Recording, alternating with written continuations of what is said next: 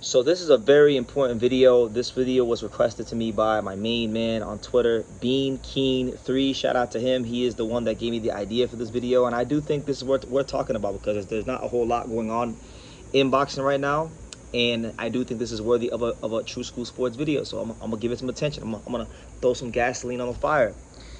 Shakur Stevenson, he's been very just annoying to listen to in general. You know, there's only two fights that boxing fans and just the boxing world at large wants to see him in right now at this moment.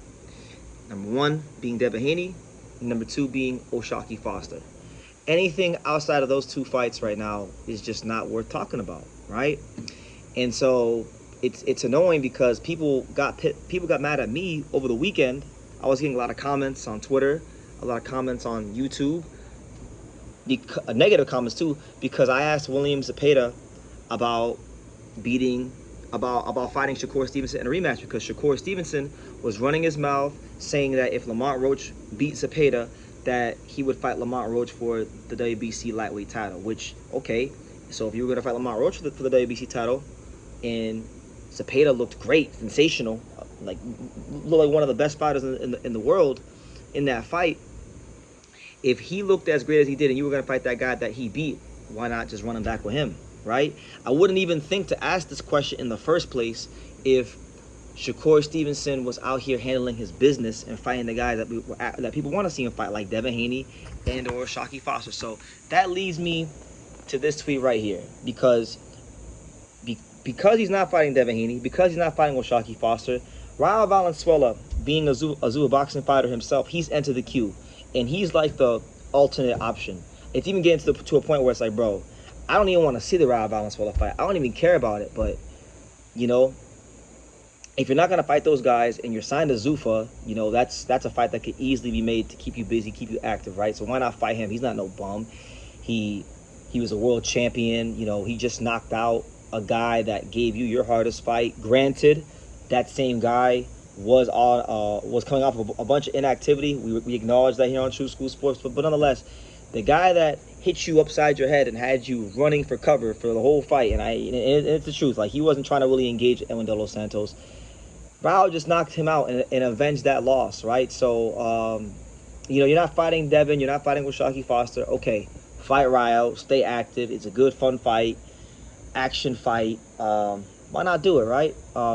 And Shakur has been taking offense to this, and he said, and so this is the video is about. He had a tweet that he since deleted, and it stated the following, and I quote, as you guys saw in the beginning of this video, it says, "If you're a fighter that has never won a world title, don't mention me. If you're a fighter that only won one world title in one weight class, don't mention me.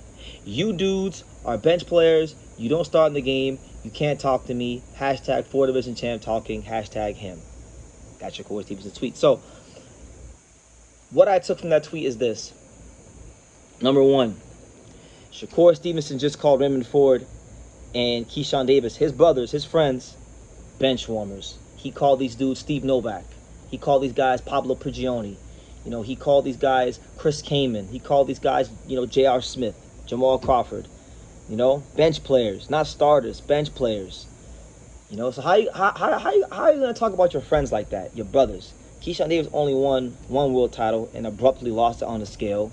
Raymond Ford was champion for 89 days before losing to Nick Ball, and he never won a world title since. So, remember, you're putting down Ray Valenzuela, you're putting down guys that want to fight you, but you're also putting down some of your closest friends in the fight game. So maybe that's why he deleted the tweet. But I think that tweet gives us a lot of insight into the real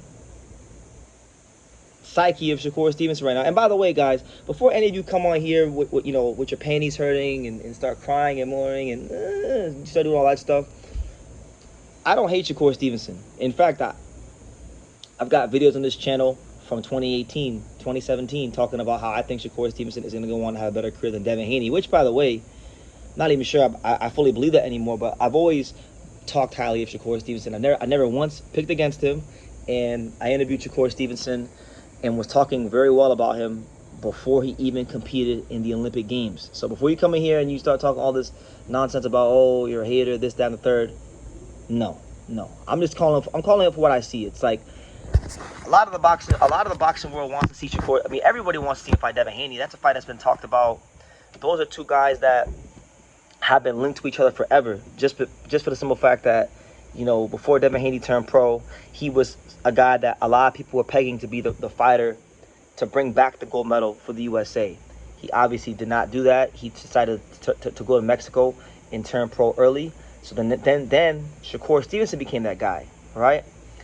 And we know they had the infamous sparring session at Mayweather Gym, and people have argued since that time, you know, who will be the better fighter, who would win if they fought, Shakur Stevenson and Devin Haney. That's been a conversation for years. So people have been wanting to see that fight, and then as of late, people want to see him fight O'Shaquie Foster just because it's a great rivalry fight. O'Shaquie Foster don't got no boxing brothers. He's trying to really show that he's one of the great ones, and you know, Shakur was using himself as a pawn in the chessboard to get Raymond Ford a title shot, because Raymond Ford, and I remember I interviewed Raymond Ford on this channel in 2024, and he stated that he wanted to fight O'Shaquie Foster because he don't like his ass, and you know, it just wasn't happening because O'Shaquie Foster was trying to get bigger fights, and Shakur Stevenson used himself as a pawn to get his friend an opportunity at O'Shaquie Foster, which failed. It failed miserably, and now you're not being a man of your word. Now you're talking about getting the credit you deserve. Let me tell you something, man. Did you ask for the credit you deserved when you wanted to fight Shoichiro Yoshino and Tokukan Clary and Josh Padley and all these guys? No, you didn't care anything about your credit. And in Josh Padley's case, I know he was a short notice fight. So yeah, when you fought these guys at Top Rank, these cannon fodder opposition, that Top Rank was serving you up. What did you need credit for that? Why do you need credit for Foster? Aren't you secure enough? Don't you really believe you're the best fighter in the world? If you really believe in deep down in your soul you're the best fighter in the world, what I say or anybody else says, or credit or not credit, it shouldn't even matter. You know you're the best fighter in the world, right? Supposedly, and you know you're paid very, very well, and you know it's crazy. Yesterday I went back and I rewatched. I actually had to go back and rewatch the whole Shakur Stevenson Teofimo Lopez fight, and it wasn't a great rewatch. It was my first time rewatching it, and I think people are giving Shakur Stevenson way too much credit for that performance. It was terrible. Like, it was good. Like, he was effective. He was able to win more rounds than Teo for sure. But I don't think the scorecards were as wide as I thought at first, or as wide as the judges scored it. You know, at first I thought Teofimo Lopez won about a round. Upon a second rewatch, I thought he won like 4 rounds, 3 or 4 rounds at least, because there were a lot of times where Shakur Stevenson, like, his body language looked great, and he would, you know, step back and not throw anything, but and then Teo was cut because the shots that Shakur did throw were so pinpoint and so sharp and so accurate that it did have an effect. But there were some rounds there towards the back half of the fight where Teofimo Lopez was scoring with a lot of body shots, and Shakur just wasn't throwing back. And so even that performance wasn't all that great. Like, he won, it was great, but it wasn't this masterclass that everybody makes it out to be. And going back and rewatching it a second time, I don't think he could have stopped Teofimo Lopez. I think the reason why he didn't press forward, why he didn't try to stop Teofimo Lopez was because Teofimo Lopez landed a significant amount of body shots, enough to slow down Shakur Stevenson from coming forward. That's what I saw in the second rewatch.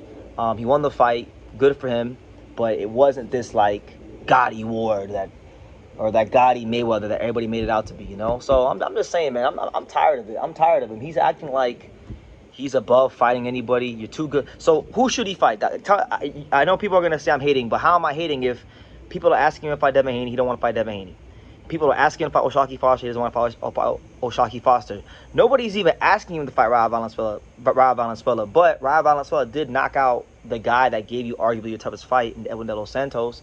And he's with Zuffa, right? And you're not fighting the guys people want you to ask, but you don't want to fight that guy either. So, okay, if you don't want to fight these 3 guys, then who are you gonna fight? Like, what are you trying to do? You know, part of me feels like, you know, with Zuffa Boxing being how they are, that inevitably they're gonna get sick of Shakur, and they're gonna say, you know what, you need to go fight Ray Valenzuela. Like, you ain't fighting Devin. You're not doing these big fights.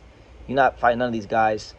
you need to go fight Ryo, and he might just have to go fight Ryo. Even though he says it's a partnership, he might just have to go fight Ryo because the other fights just aren't there. I know Shock Foster's in negotiations to fight Navarrete, Devin Haney. I mean, who knows what he's doing? There's been rumors of a potential that he's reached out to Liam Parle for a potential unification fight at welterweight. So those guys might be tied up and busy. So them guys tied up and busy, your best option and most realistic option might be Ray Valenzuela, right? So those are my thoughts, man. Shakur Stevenson is just acting too entitled.